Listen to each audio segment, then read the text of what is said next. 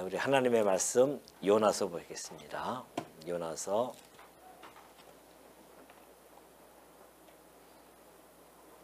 4장 말씀입니다.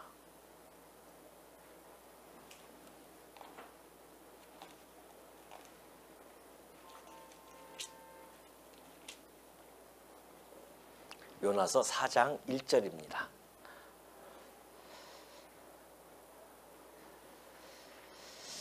요나가 매우 싫어하고 성내며 여호와께 기도하여 이르되 여호와여 내가 고국에 있을 때에 이러하겠다고 말씀하지 아니하였나이까. 그러므로 내가 빨리 다시스로 도망하였사오니 주께서는 은혜로우시며 자비로우시며 노하기를 더디하시며 인애가 크시사 뜻을 돌이켜 재앙을 내리지 아니하시는 하나님이신 줄을 내가 알았음이니이다. 여호와여 원하건대 이제 내 생명을 거두어 가소서. 사는 것보다 죽는 것이 내게 나음이니라 하니 여호와께서 이르시되 내가 성내는 것이 옳으냐 하시니라. 우선 4절까지만 봉독해 드렸습니다. 우리 지난 시간에 살펴보았듯이 하나님의 놀라운 역사가 벌어집니다. 니느웨 성에 가서 요나가 그 니느웨 성이 망할 것을 외쳤는데 그들이 하나님을 믿고 돌아오는 놀라운 일이 벌어지고 뿐만이 아니라 하나님께서는 그들을 용서해 주시는 그러한 역사를 우리는 3장을 통해서 확인한 바가 있습니다. 요나서는 사실 반전의 연속이라고 할 수 있습니다. 예를 들면 요나가 처음에 사명을 받죠. 그러나 그 사명을 벗어던지죠. 이런 선지자, 요나의 선지자는 아주 독특성을 가지고 있는데 하나님의 그 부르심을 그는 떠나서 도피하게 됩니다. 그러나 하나님이 곧 고난 속에 집어넣고요. 거기서 그는 회개하고 다시 돌아와서 두 번째 사명을 받고 니느웨 성에 들어갑니다. 그리고 그는 구원을 선포했죠. 그런데 놀랍게도 니느웨 성이 회개를 합니다. 하나님은 재앙을 처리하고요. 이런 반전의 연속이 계속해서 이어지는 것이 어쩌면 신앙적인 우리의 긴장감을 조성하는 그러한 장면이 아닐 수가 없다는 겁니다. 오늘 우리는 마지막 이 4장을 통하여서 하나님이 어떻게 이것을 끝내실까 늘 우리는 궁금해하면서 또한 기대해 보면서 한번 본문을 살펴보도록 하겠습니다. 자, 요나가요 매우 싫어하고 성내요. 아니 그 니느웨 성이 회개하고 돌았으니까 하나님이 재앙을 갖다 돌이키니까 그걸 싫어해요. 아주 성낸다 말입니다. 그러면서 하나님께 기도하면서 내가 고국에 있을 때에 이렇기 때문에 하나님 분명히 그러하신 분이기 때문에 내가 다시스로 도망한 것입니다 라고 자기의 도피에 대한 합리성을 주장합니다. 사실 이 요나는 자기 뜻과는 다르게 전개되어지는 이 현실 세계에서의 괴리감을 아주 크게 느끼고 결국은 선지자로서 해야 하지 않아야 할 감정을 폭발하게 됩니다. 사실 요나의 심정은 그랬었어요. 그가 가서 회개하라고 외쳤음에도 불구하고 그의 심중에는 이 아수르 나라는 그리고 우리를 괴롭혔던 이 아수르 나라는 지금도 여전히 우리나라의 위험 요소일 뿐만이 아니라 그리고 더군다나 그 아수르 대적의 심장부라고 하는 이 니느웨 성에 가서 내가 이렇게 회개하라고 외쳐도 되는 것인가 뭐 이런 생각을 가지고 있었던 것 같아요. 그러니까 이 언약 자손을 괴롭히는 이 니느웨 성이 멸망을 당할 것을 사실은 원했었습니다. 근데 그것이 틀어졌거든요. 요나가 가지고 있는 이 편협하고도 배타적인 이 국수적인 이러한 이 사상, 선민 사상이 아주 뿌리 깊게 박혀 있죠. 사실은 요나뿐만이 아니라 요나가 속해 있는 이스라엘 민족 자체가 그렇게 편협하고 배타적인 국수주의에 쩌들려 있는 자들이었습니다. 사실 이 요나가 이렇게 분노하고 이런 것들은 이방인들이 하나님께 관심을 받는 것, 이것에 대한 요나의 그 불쾌감이거든요. 왜? 자기네 나라만 하나님의 택한 백성으로서 하나님과 교제를 나누고 하나님만이 자기네들을 인도해 가시는 그런 하나님으로 그는 착각하고 살아왔었는데, 하나님이 이방인에 대한 그 자비하심을 베푸는 걸 보고 도저히 그 마음이 용납할 수 없었던 것입니다. 근데 사실은 그 하나님의 무한하신 자비하심, 그 2절에 보면 그렇지 않습니까? 2절에 보니까 하나님께서는 주께서는 은혜로우시며 자비로우시며 노하기를 더디하시며 인애가 크신 분이시다, 그렇게 설명해 가고 있죠. 만약에 그분이 그러한 분이 아니라고 한다면 요나도 그렇고 이스라엘 민족도 그렇고요, 그들을 애굽 땅 종 되었던 그 집에서 건져낼 필요가 없죠, 사실은. 그러니까 요나는 그 초심을 잃어버렸어요. 자기네들이 어디에서 건짐을 받아서 하나님의 택한 백성으로서 살아갔는지에 대한 것을 잊어버린 겁니다. 사실 그들이 처음에 하나님께서 부르실 때에 얼마나 정말 힘없는 연약한 그런 가운데서 그들을 불렀거든요. 더군다나 그들이 가지고 있는 선민의식은요, 잘못된 선민의식입니다. 하나님께서 그들에게 주어진 선민의식은 결코 배타적이지도 않고 국수적이지도 않다는 것입니다. 왜 그러냐면요, 하나님이 이스라엘의 그 조상 곧 아브라함을 택할 때 이미 그걸 보여줬습니다. 아브라함을 택했죠. 아브라함아, 내가 지시할 땅으로 가라 하면서 그들을 택합니다. 그리고 그를 특별히 선민의 조상으로 삼았어요. 그런데 놀랍게도 그 선민으로 삼을 때에 하나님이 하신 약속이 있었습니다. 천하 만민이 너를 통하여서 복을 받을 것이다, 그랬단 말이죠. 그러니까 아브라함을 통해서 복을 받는다고 하는 것은 곧 아브라함과 다윗의 후손인 예수 그리스도를 통하여 복을 받을 것을 이미 약속을 해준 겁니다. 그 이야기는 하나님이 그를 선민으로 택했을 때는 하나님께서는 이미 그 선민으로서의 역할을 주어진 겁니다. 그 선민을 통해서 천하 만민이 복을 받을 것이에요. 그렇다고 한다면 이 선민 사상은 결코 배타적일 수 없죠. 오히려 이방인에 대한 하나님께서 베푸시는 그 이방인들의 대표성을 띠고 있는 겁니다. 다시 말해서 그들은 열국의 제사장 나라예요. 하나님이 그들을 택했다고 하는 것은 제사장 나라로 삼았다는 겁니다. 제사장이 뭡니까? 이스라엘 백성들을 위해서 대신 하나님께 경배하고 섬기고 제사를 드리는 자들이었습니다. 그게 제사장들이죠. 근데 이스라엘을 제사장 나라로 택했다고 하는 것은 열국의 하나님께서, 열국을 사랑하시는 하나님께서 그들로 하여금 그 열국에게 하나님 섬기는 것을 주도하기 위한 그런 선민을 택함이 주어졌다는 것이죠. 근데 이들이 그걸 잊어버린 겁니다. 잊어버린 게 아니라 그 선민에 대한 목적을 상실했어요. 그냥 오로지 우리는 선민이야, 그 선민으로 택한 현상만 그들은 주목했지, 하나님이 왜 그들을 선민으로 택했는지에 대한 그 목적은 이미 까마득하게 잊어버린 겁니다. 그들은 이방인들을 배타적으로 바라볼 것이 아니라 오히려 이방인들을 하나님 섬기는 그 제사장 나라로서 이방인들에게 하나님을 소개하고 하나님을 섬기는 법을 가르쳐줘야 하는 그러한 선민적인 그러한 사명감이 그들에게는 주어졌던 것입니다. 그것이 아브라함에게 해줬던 약속에서 나타난 것이죠. 그럼에도 불구하고 그들은 여전히 자기네들은 하나님이 특별히 택한 백성이라고 그 이유 하나만 가지고서는 이방인들이 그렇게 하나님의 사랑을 받는 것 싫다는 겁니다. 이것이 요나가 지금 보여주고 있는 모습이죠. 그러니까 이 요나서를 보면은 요나를 통해서 이스라엘의 그 배타적인 그리고 이 국수적인 선민주의의 잘못된 그릇된 그런 사상들, 그것들을 사실은 반추해주고 있는 겁니다. 보여주는 거예요.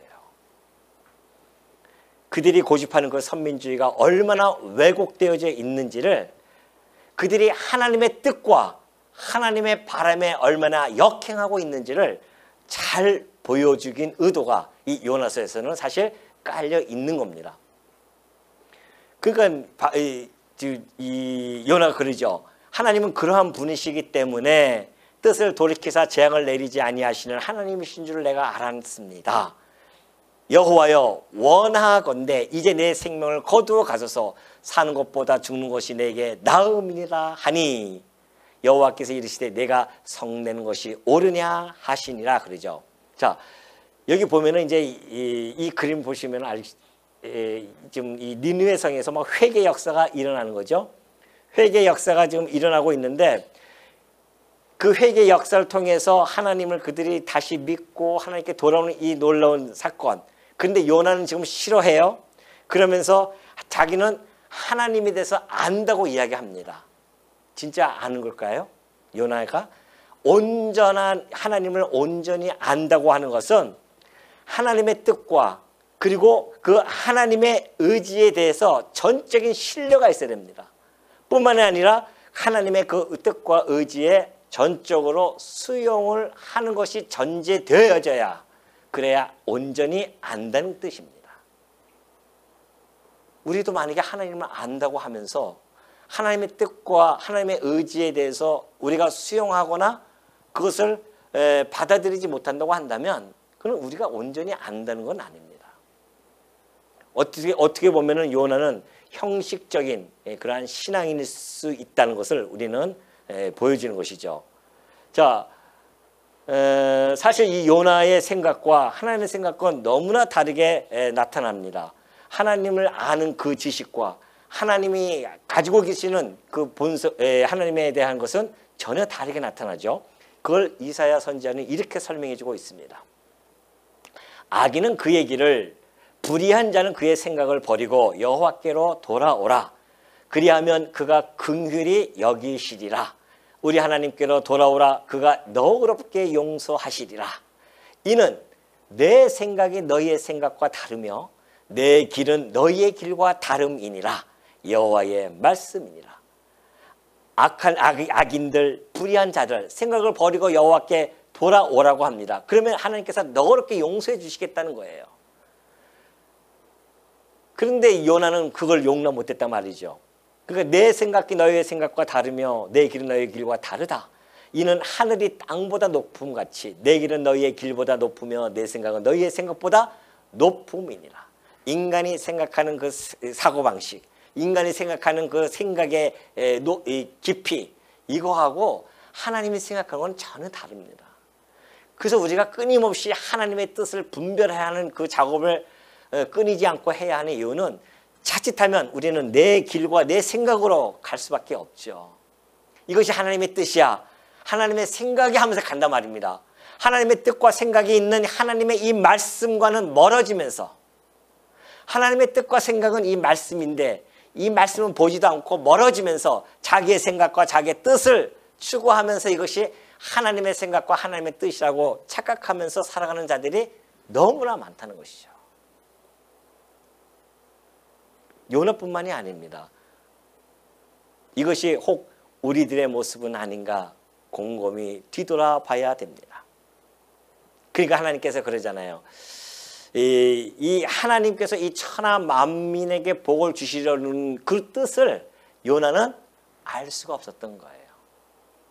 그걸 거기까지 거슬러 올라가서 그걸 알아야 하나님의 이 더 자비로우심, 하나님의 은혜로우심, 하나님의 그 노하기를 더디하시고 인애가 크신 그 하나님에 대해서 충분히 알 수가 있는데, 하나님의 약속은 까마득하게 잊어버리고 그 하나님의 속성만을 그가 알고 있었기 때문에 이렇게 곁길로 갈 수밖에 없었다.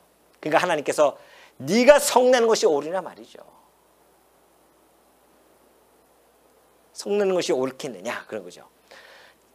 요나는 아주 자기 중심적인 그런 사고방식이었습니다. 왜 하나님께서 그가 성내는 것이 옳지 않는 것인가? 그것은 바로 만약에 하나님께서 지금 2절에 나타나 있는 그 속성처럼 은혜로우시며 자비로우시며 노하기를 더디하시며 인애가 크지 아니하셨다고 한다면 요나도요 진즉에 뭐가 났어요? 절단 났어요. 요나는 또 절단 났고 이스라엘도 이미 끝나버렸습니다.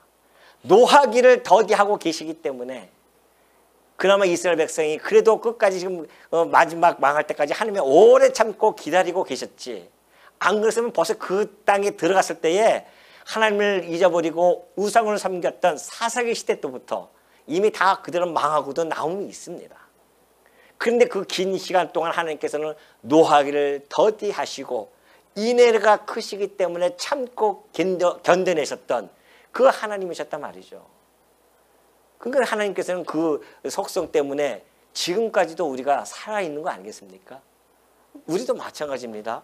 하나님이 만약에 긍휼과 그리고 자비하심과 은혜롭지 아니하신다고 한다면 여러분도 이미 다 벼락에 맞아 죽고도 남음이 있는 자들입니다. 안 그래요? 아무리 여기서 아멘 아멘 하고 하면 뭐하냐 말이야. 계단 내려가면서 다 잊어버리고 여전히 내 중심적인 생각 가지고 살아가는 존재들인데, 그리고 어떻게든지 그냥 자기 중심적으로 살아가려고 하고 그런 존재인데 하나님께서 노하기를 더디 하시기 때문에 우리가 버티고 있는 것이지, 안 그랬으면 벌써 다 끝났다니까요. 요나가 그걸 잊어버리고 있는 겁니다. 지금 하나님께서 오히려 그걸 역설적으로 이해해야 되는데 그게 아니라 하나님이 그러한 분이시기 때문에 이방인들이 이렇게 회개하고 돌아오면 그들이 다 용서를 받는 거, 나 이거 진짜 싫다는 것입니다. 이런 이기주의가 어디 있습니까? 오늘 혹시 우리는 요나와 같은 자는 아니는지 다시 한번 우리를 뒤돌아봐야 됩니다. 이 말씀을 통해서 우리는 의로 교육받는 그런 시간이 돼야 됩니다. 우리도 안 그래요 혹시? 내가 선민이야. 나는 하나님의 택한 백성이야. 그래서 혹시 우리 가족 중에 믿지 아니하는 자를 무시하고 욕하고 그랬는지는 않았는지, 내 친구들 혹시 무시하지는 않았는지, 나는 하나님의 택한 백성이 하면서, 이것이 바로 오늘 요나서를 통하여 우리를 다시 한번 우리 스스로도 반추가 되어줄 수밖에 없는 그런 말씀이 아닐 수 없다는 겁니다. 그러니까 하나님께서는 이 요나에게 네가 성내는 것이 왜 옳으냐 말이죠. 내가 이방인을 용서했던 것처럼 너도 내가 용서했기 때문에 지금 네가 이 자리에 있는 것인데, 그런 것이죠. 그러면서 5절에 보면 그러죠. 요나가 성읍에서 나가서 그 성읍 동쪽에 앉아 거기서 자기를 위하여 초막을 짓고 그 성읍에 무슨 일이 일어나는가를 보려고 그 그늘 아래에 앉았다라 그래요. 재밌는 그림이 있어서 제가 하나 따왔습니다. 여기서 초막을 짓는다고 하는 것은 뭐 천막을 이렇게 짓는 게 아니에요. 그 단어의 어원을 보면 나무 조각, 이렇게 나무 조각으로 이렇게 천막을 친 겁니다. 그리고서는 지금 요나는 그 성읍이 어떻게 될까? 혹시 하나님께서 멸망을 시키지는 않을까? 이러한 마음으로 얼굴에서 나타나죠 지금? 얼굴에서 딱 나타나서 앉아서 지금 성을 보는 거야. 어떻게 되나 보자. 이 모습이에요 지금. 그런데 하나님께서요 6절에 보니까 하나님 여호와께서 박농쿨을 예비하사 요나를 가리게 하셨으니 이는 그의 머리를 위하여 그늘이 지게 하며 그의 괴로움을 면하게 하려 하심이었더라.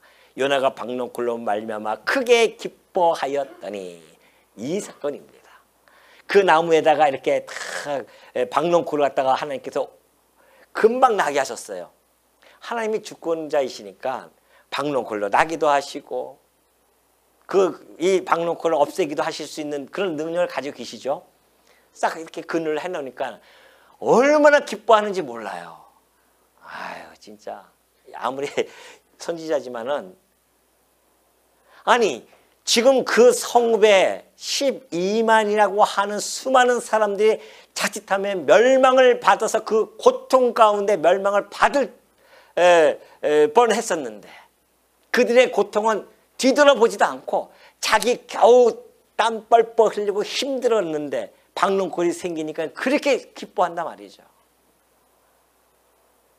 이게 인간의 모습입니다. 요나의 모습뿐만이 아니에요. 우리들의 모습이에요 사실. 우리는 남의 고통은 별로 생각 안 하죠.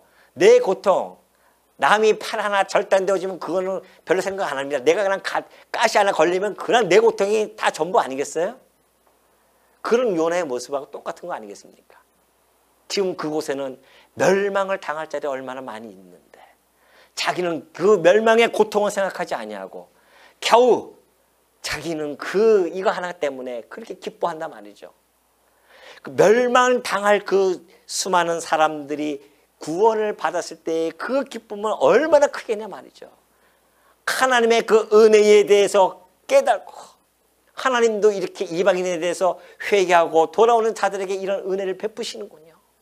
얼마나 우리가 정말 기뻐하고 감사해하며 감동과 감격과 찬송과 그리고 그들을 이방인을 사랑하는 그 하나님의 사랑을 본받아서 그도 이방인을 사랑하고 서로 용납해주는 그러한 길로 나아가야 할 선지자가 오히려 그들이 멸망하기를 기다리면서 더울 때에 하나님의 박농쿨을 덮어주니까 그거 하나 가지고 기뻐가지고 사나. 예? 아이 참. 저도 이거 하지만은 진짜 너무하죠. 여러분도 너무하다고 생각하시죠? 아니에요. 그게 우리의 모습입니다. 우리는 안 그러냐 말이죠.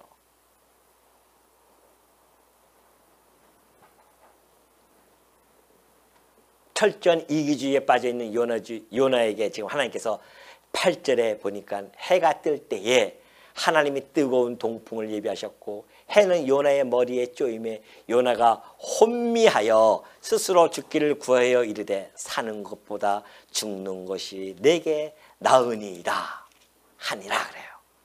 어떤 모습일까요? 이런 모습이 되어졌습니다. 하나님께서 그 다음날 또 하나님께서 짓궂으시죠. 박농쿨을 다 또 벌레를 동원시켜서 다 갉아먹게 합니다. 그리고 동풍을 불어요. 우리가 더울 때 바람이 뜨거운 바람이 들면 훅훅거리지 않습니까? 그거와 비교할 수 없습니다. 거기는 지금 그곳에는 동풍을 하나님이 동원해가지고서는 그늘 다 없애버렸어요. 햇빛은 내리쬐죠. 뜨거운 바람은 다가오죠. 이런 얼굴에 어찌 안 나올 수 있겠냐 말이죠. 그러니까 차라리 성내면서 한 이야기가 내가 죽었으면 좋겠습니다. 죽었으면 좋겠다는 것이죠.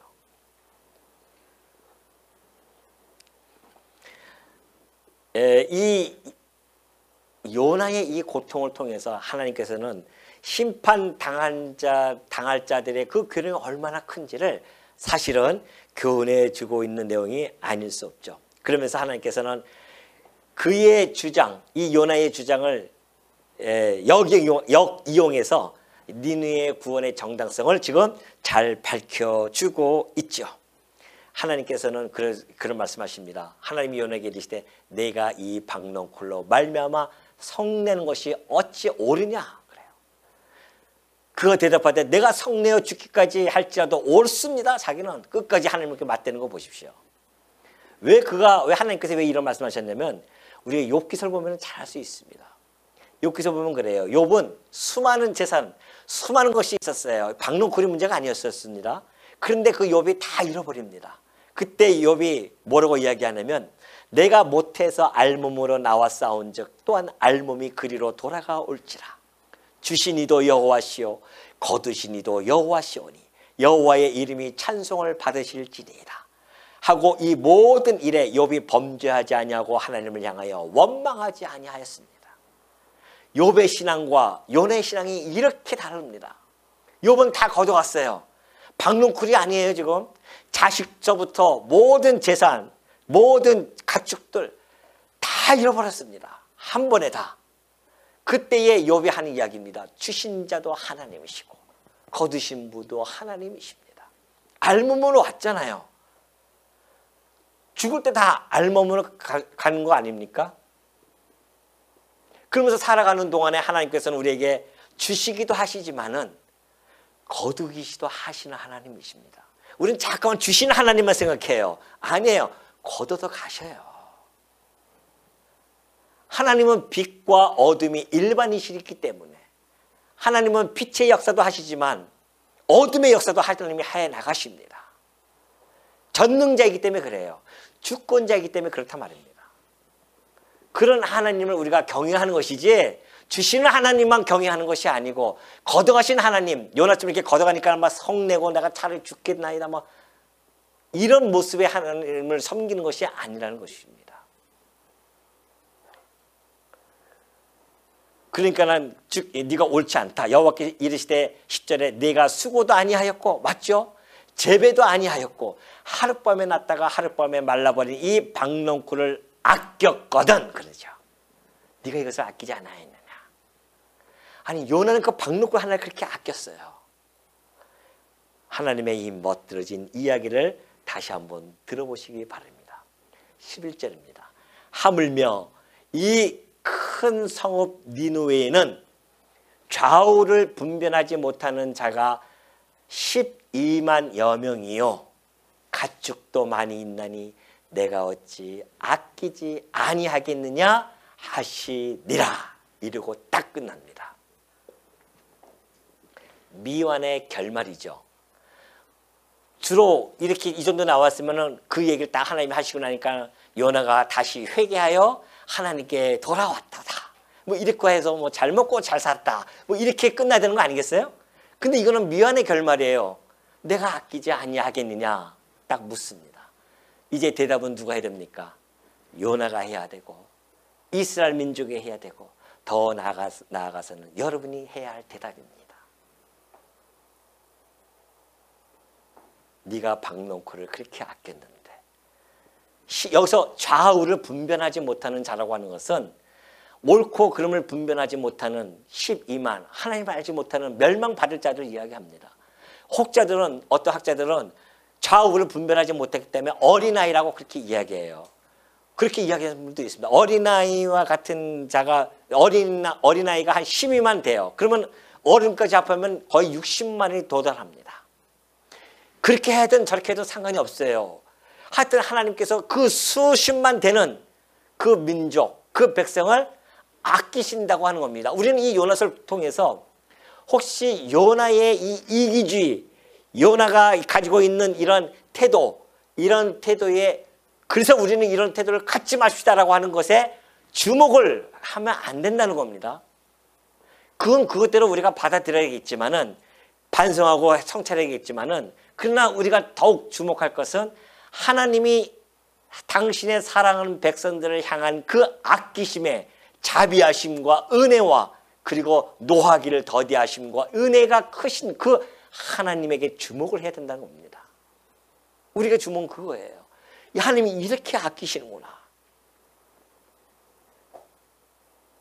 잃어버린 한 영혼을 찾아서 떠나시는 그 그리스도의 목재된 모습을 예수님께서 오셔서 하셨듯이 바로 그겁니다. 하나님은 천하보다 귀한 한 영혼을 이렇게 아끼시는데 12만이나 되는 그 이방인들 어찌 안 아낄 수 있겠냐 말이죠. 이스라엘 민족들은 자기네들만 선민이라고 자기네들만 구원받은 백성이라고 착각하고 있었지만은 하나님은 그게 아니라는 겁니다. 하나님은 이방인들도 어떻게 해요? 아끼시는 분이세요. 그런데 이스라엘 민족들은 그렇게 이방인을 싫어했단 말입니다. 지금도 싫어하잖아요. 근데 놀랍게도 하나님은 아끼셔요. 오늘 우리 요나서는요, 요나가 이걸 기록합니다. 그런데 요나가 자기의 치부를 다 기록하잖아요. 왜? 이 하나님의 말씀이기 때문에 그렇습니다. 요나는 걸 다 기록했어요. 그래서 이스라엘 민족들이 보고 또한 후대에 수많은 사람들이 이걸 보면서 하나님께서 어떻게 당신의 백성들을 대하시는지를 너무나 똑똑하게 보여주고 있습니다. 저는 이걸 보면서 11절을 보면서 얼마나 가슴이 뭉클했는지 몰라요. 지금 이 11절은 요나서 4장 11절은 끝난 것이 아니라 지금 현재적으로 진행 중이다. 저는 그렇게 보여집니다. 왜요? 하나님이 지금 우리를 아끼셨기 때문에 지금까지 노하기를 더디하셨다가 이 믿음으로 순종에 이르게 하시는 하나님의 놀라운 역사가 이루어진 게 아니겠어요? 아끼셨기 때문에 그래요. 그런데 혹시 우리는 하나님이 나를 이렇게 아끼시는데 저 사람은 아끼지 않을 거야 라고 생각하고 있지는 않습니까? 예? 아니, 하나님께서 나를 아끼셔요. 그래서 나를 갖다가 지금 이 자리에 앉혀놓았단 말입니다. 그런데 옆에 있는 나의 지체가 있어요. 하나님이 이 지체는 아끼지 않을까요? 아낍니까? 아끼지 않습니까? 아껴요. 하나님이 얼마나 아끼시는지 당신의 피를 주고 피값으로 살 정도로 나를 아끼시고 내 옆에 있는 지체를 아낀다니까요. 그런데 내가 지체를 미워해요? 구도가 맞습니까 이게 지금? 예? 이게 어떻게 맞냐고 이게 성립이 돼요? 내가 너를 아낀 것처럼 너도 네 지체를 아껴주라고 지금 우리를 모아주신 거란 말입니다.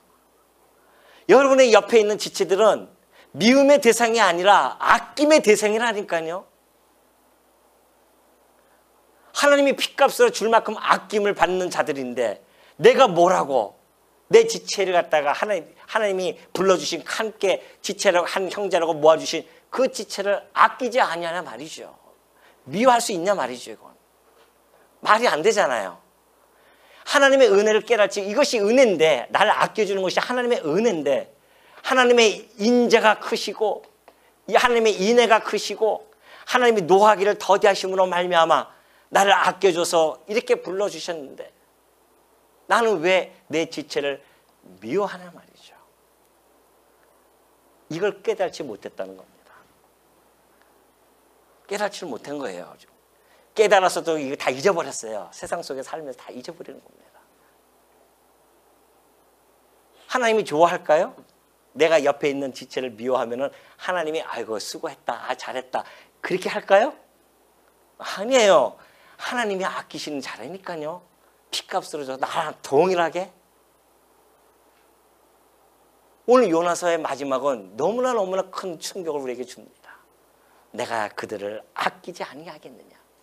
내가 너희 이스라엘만 아낀 것이 아니라 천하 만민을 내가 아낀다. 그 아낌이 이렇게 여기서 나타나는 겁니다. 마지막에 그 질문이에요. 하나님께서 내가 이들을 이렇게 아끼지 아니하겠느냐. 그렇다고 한다면 여러분 뭐라고 대답하겠어요? 뭐라고 이제 여러분 몫이에요. 그 대답은 4장 12절은 여러분이 쌓아 내려가야 됩니다. 어떻게 쌓아 내려가겠어요? 하나님은 아낄지 모르지만 나는 도저히 저를 용납할 수 없습니다. 저 사람을 난 도대체. 그러실 거예요? 그럼 하나님 앞에 가서 뭐라고 얘기할 거라고요? 내가 널 그렇게 아꼈는데 너는 왜 그러냐? 그 소리 들으시려고 여러분들 그렇게 우리 성도님들이 안 그러시겠지만은 혹 이런 마음이 가지고 있다고 한다면은 이거는 하나님의 은혜와 인자와 이 인내함에 들어가 있는 자가 아니라는 겁니다. 그건 아니에요. 모든 허다한 허물을 덮어주는 것. 왜? 하나님이 아껴서 다 덮어줬는데 내가 가서 뭐길래 끄집어내서 이걸 들춰내냐 말이죠. 이 허물을. 하나님이 덮어주는 허물을 내가 가서 감히 이게처럼 이거 꼴보기니 어린냐 말이죠. 저는 이 요나서를 마지막에 읽으면서 얼마나 이게 감동이 됐는지 몰라요. 야, 이 하나님이 이 아낌 이런 단어 난 이런 단어가 진짜 있는지도 내가 여기서 처음 봤다니까. 하나님이 우리를 이렇게 아껴주시는구나. 얼마나 아름다운 단어인지 몰라요. 그래서 요나서 4장 11절을 이렇게 미완의 결말로 맺어진 이유가 있구나. 그 이후에 채워지는 것은 우리 성도들이 채워져야 할 일들입니다.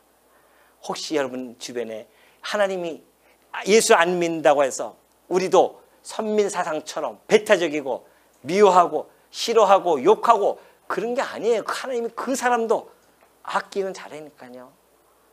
그들이 회개하고 돌아서고 그것은 하나님 몫이고 우리의 마음가짐은 그들도 아껴주는 겁니다. 그들을 아껴주는 거라니까요. 그러니 아낌을 받은 형제끼리 이렇게 모여준 이곳에야 오죽하겠나 말이죠. 이곳에 미움이 있다? 시기가 있다? 질투가 있다? 아닙니다. 그것은 교회의 모습이 아니에요. 의의 열매는 그렇게 맺어지지 않습니다. 서로 아껴주는 겁니다. 허물도 불쌍히 여겨주는 거예요. 그 사람의 티끌은 보는데 자기의 들보는 보지 못한단 말입니다. 하나님 앞에 가서 뭐라고 얘기할 거예요? 저 사람 티끌이 이렇게 티끌이 있었습니다. 그러니까 하나님이 네 눈에는 들보가 있어. 그걸 이미 다 예수님이 말씀해주고 가셨단 말이죠. 그러니 우리가 말씀을 보고 깨닫는 것이 도대체 뭔가? 형식적인 신앙인들은 너무 많습니다. 우리 말씀 듣는 성원교회는 형식적인 신앙인이 아니라 관념적인 하나님을 믿는 것이 아니라 이렇게 성도를 아끼어 주시는 실제적인 하나님을 우리는 믿는 자들입니다. 그렇다고 한다면 우리도 실제적인 그런 관념적인 신앙이 아니라 실제적인 의의 열매를 맺히면서 살아가야 되지 않겠냐 말이죠. 그것이 바로 이 모습입니다. 이 구도, 삼각구도. 하나님이 아끼고 형이 아끼면 나는 지체를 아껴주는 마음. 이것이 진정한 성도라는 것을 여러분 마음속에 꼭 다짐하시고 오늘 요나서를 마지막으로 이 아낌의 이 서원교회가 정말 되어져서 서로 풍성하게 아껴주는 것. 그런 교회가 되어지기를 당부드리면서 오늘 요나서를 마치도록 하겠습니다.